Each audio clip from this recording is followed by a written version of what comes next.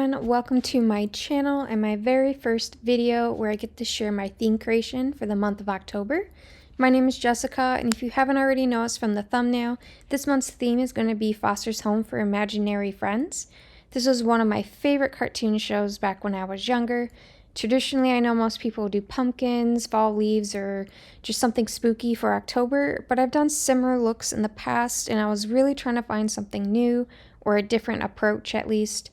I had originally started off looking at these cute Halloween monsters to draw in, and it just ended up triggering my memory for this particular show, and I knew I had to use it for this month. If you're not familiar with it, Foster's Home for Imaginary Friends, I recommend checking it out. It's cute and a really creative spin on kids and their imaginary friends. So as you can see, this video starts off with me outlining, and I'm going to be doing this for all my spreads first. If you're not a fan of watching someone outline, I put a timestamp below of where I begin coloring if that's more of your jam. For my outlining, I'm using a Micron pen. Pretty much used a number 5 for all the outlining, maybe a number 3 a few times here and there. You can see that I'm keeping things pretty simple, just one straight outline. I didn't see a reason to create different widths in this illustration. It's already a pretty hefty layout that's going to take some time to complete.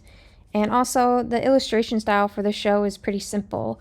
And as you can probably tell, the shapes in that are always a little bit wonky. The lines don't have to really be straight. It's perfect theme if you're the type of person like me who gives themselves a hard time if something's not perfect. This one definitely is just very free-handed and overall really enjoyable to do. On this first spread, I have the typical grid for the month of October. That's on the left-hand side. And below that grid, I like to create a box where I usually make a bulleted list of things I want to remember or note happening in that particular month. I find it helpful to always have this box so that I can flip back through the months if I'm looking for a specific event. And this also allows me to keep my calendar grid relatively clean and easy to view. Not a fan of jamming a bunch of info into the tiny squares, but I also don't care for a huge calendar grid either. So in other words, this was my way of compromising on that type of matter. Next to that note-taking box, we have the main characters of the show. There's Mac, who is the little boy, and then his imaginary friend Blue, who happens to look like a little blue ghost. Other than the main look of the show, I'm also including some pumpkins throughout the spreads, and this spread in particular will use a lot of the traditional fall colors.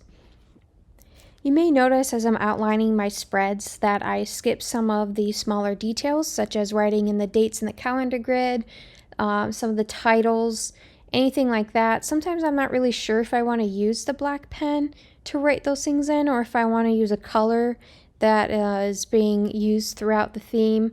So I tend to just leave it until I get to the coloring process. If I decide I do want the black pen, then I just go ahead and fill it in. But if you're wondering why I'm skipping some areas and I go back to do it, I'm not forgetting. I'm just trying to be conscious of some of my options. On to our second spread here, we have the character Wilt, who's this lengthy basketball player. Then we have Coco, who is this like tropical plain type character. I always thought this one was interesting. And then Cheese up on the very top. If you know the show, he was obsessed with chocolate milk, so of course I included that into the mix. But Cheese is coming out behind another calendar grid. This is going to be my weather tracker. I always thought these things were silly, but I grew to love it. I always recommend giving it a try. I like to reference when things started to warm up for the season or when they started to cool down. But it's also just part of my morning routine now that I put in the weather, and it just makes me more conscious of my day and what to expect. But below that calendar grid is another one. Is more of a activity tracker where I keep track of when I took a walk, went for a bike ride, things like that to make sure I'm still active. I like to see all that I did for the month. And then on the left-hand side, I have a tracker I've been using for a very long time that I created. I call it my critter tracker. This helps list out all of my chores and responsibilities across all of my pets. I have a tree frog, a couple toads, a gecko, a fish tank, and my dog Jasmine. So it gets kind of crazy, especially when I'm really busy at work. I can't remember if it was yesterday or the day before I did something. So this helps eliminate having to remember all these different things. I can just go back and reference them. All the chores are listed on the very top there, and they have a line that extends all the way down to the bottom of the whole tracker. And then on that left-hand side, I list every single day of the month. So when I complete a chore or responsibility, I put a dot on the line that corresponds to the chore up above it. And then I could just kind of look back and be like, what did I do yesterday? When was the last time I changed their waters or I fed so-and-so? It's just really great. If you guys are interested to learn about that tracker, I can create a separate video showing how to make it. You can really use it for anything such as cleaning or even self-care. Racing into this third spread here, we're going to get to the left-hand side later on in the video. But on this right-hand side, I have the first 2 days of the month based off of how I laid out my weekly spreads. You'll see why I did this. But on the same page, I have a very similar tracker as my critter tracker, but this one is going to be tracking my mood. I like to see when I'm at my highs and when I'm at my lows and be able to manage that a little bit better and just be more self-aware. The 3 characters on this page go perfectly with the mood tracker. I was so happy about this. We have Eduardo, who is just this big-hearted character and very emotional. Blue, he has his highs and his lows throughout the show. And then there's Barry on the right-hand side, sorry. She's always so in love with Blue and also has this crazy side to her. So all 3 of those characters worked out great for that page. Now on to the easiest part of every month, which is the weekly spreads. So I do a week on every page, so there's 2 weeks in a spread. I start on a Monday and end on a Sunday. For the weekend, I share both Saturday and Sunday in one box because I don't list out as much as I normally do on a business day. So I like to have every day of the week. I know some people, they just do certain days or maybe just one block for the whole week. I like to make lists every single day, check it off. I find it rewarding. So this is why I make the layout that I do. But this is just one of the versions. I have a few others that I like to rotate between, but this one right now has been my favorite.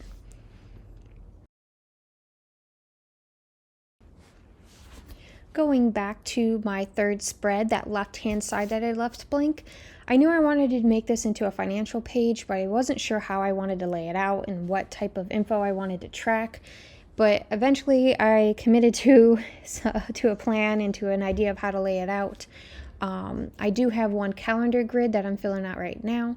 That one's going to be to track days that I spent and days that I didn't spend, just to be more self-aware. The top there is listed out by each week of the whole month.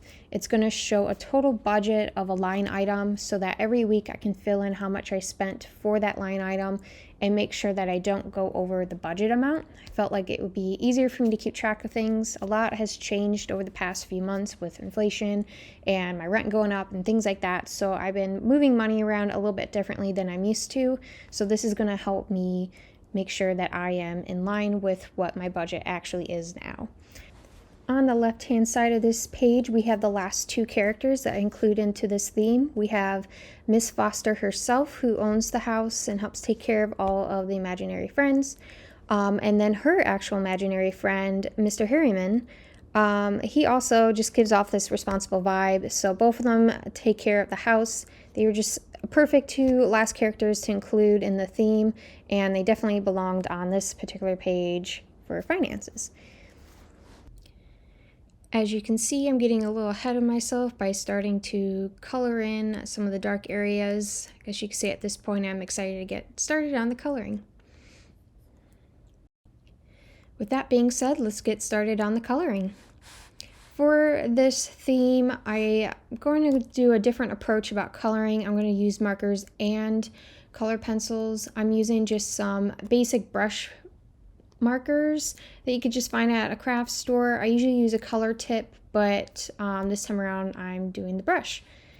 I'm going to use those markers to outline the edges and then fill it in with colored pencils. The color pencils I'm using that I paired up with the markers are Prismacolor, which are my personal favorites. I used to do this coloring technique as a kid, and I thought it was just kind of worked well with this theme since this was a show that I liked when I was younger. I'm not a huge fan of how the result of this was. Probably won't do it again moving forward. But since my last theme that I worked on was all color colored in. I just wanted to add a little bit of texture using the color pencil.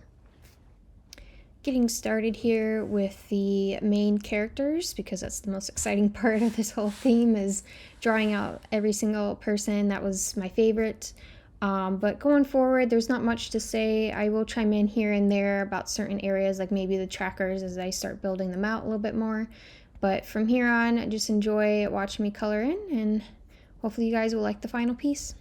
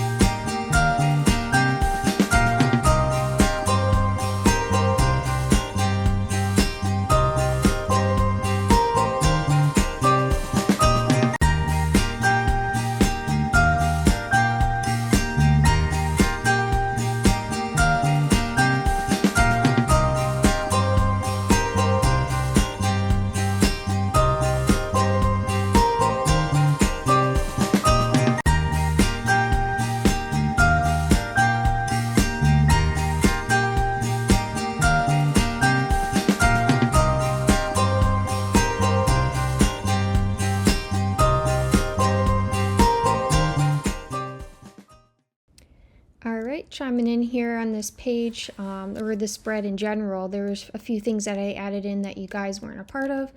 But for the activity tracker, you can see that I took every single box and divided it into 4 separate spaces, each space representing an activity that I could be doing for that month. If I accomplish that activity, I will fill it in. I use the very first day as my key, but you can make it separately outside of that if you don't want to do that. But that's what's happening on in the activity tracker. On the left-hand side, you can see I filled in every single caretaking responsibility I have for all of my pets. And I kind of color code it sometimes. It's not necessary, it just kind of helps with the eyes to find what line you're looking for. I know I mentioned before that there's a line that extends downward. So on every single one of those lines, that's where I would make a dot if I accomplished one of those activities. On this spread, you can see I finally filled in some areas that weren't previously when I was outlining. I did add in some of my line items for the finance part. I also put in a key for the spent and no spend. I'm going to give each a color, so that's how I will fill in the days based on what I did. I also built out the mood tracker slightly a little bit more. I usually do just a few different moods based off of what I experience the most. Again, that works just like the critter tracker. Every day I will put a dot, and then every other day I will make sure to connect the dots together, so it kind of creates a line chart basically, and I can see where my highs and my lows were throughout the entire month. I realize that it's a little hard to visualize what the mood tracker and the critter tracker would look like, even some of these grids on the finance page, but if you're interested more about how that looks, I will definitely share or make a separate video of how that's built out and what the final result would be. Just let me know if you're interested in the comments below.